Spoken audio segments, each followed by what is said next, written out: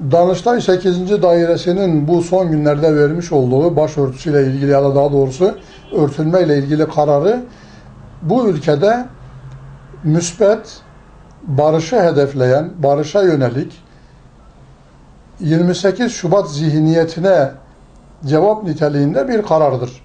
Aslında olması gereken buydu. Yıllardan beri hiçbir yasal temeli olmadan, yani bir takım çevrelerin dediği efendim anayasalar, yasalar bilmem şunlar bunlar, anayasada örtünme yasağının hiçbir temeli yoktur.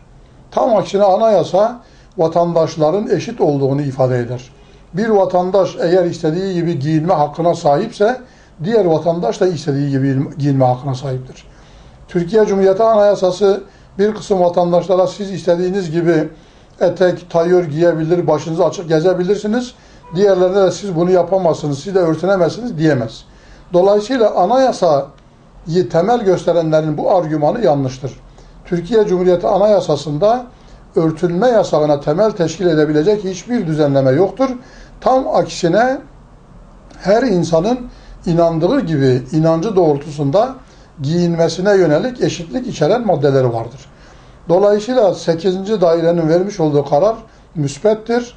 Bundan sonra da inşallah temennimiz aynı yöndeki kararların devamı ve de facto uygulanmış, yani hiçbir yasal temele dayanmadan, anayasal temeli olmadan sadece genelgelerle, yönetmeliklerle uygulamaya sokulmuş, zoraki uygulanmış bir zulmün, bir haksızlığın yine aynı şekilde yasal temel oluşturarak ortadan kaldırılacağına inanıyoruz. Ve bu bakımdan da 8. dairenin Danıştay 8. dairesinin kararına canı gönülden katılıyorum. Mesela Adana'da da, Adana ilimizde de adliyede ben birçok örtünen, dini inancı doğrultusunda örtünen avukat meslektaşımı biliyorum ki ya duruşmalara girerken başlarını açmak zorunda, inançlarına aykırı davranmak zorunda kaldılar ya da mesleklerini ifa etmediler.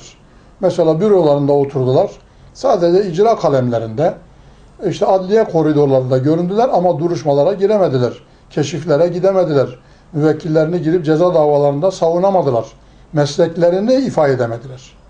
Dolayısıyla Adana'da da inşallah en kısa zamanda geçmiş günlerde bir meslektaşımızın bir duruşma salonuna girdiği gibi Adana'da da hakimlerimizin bu konuda duyarlılık göstereceğine, Sayın Baromuzun da bu konuda duyarlılık göstereceğine ve mensuplarının meşru haklarını, inançlarından kaynaklanan meşru haklarını savunacağına inanıyoruz.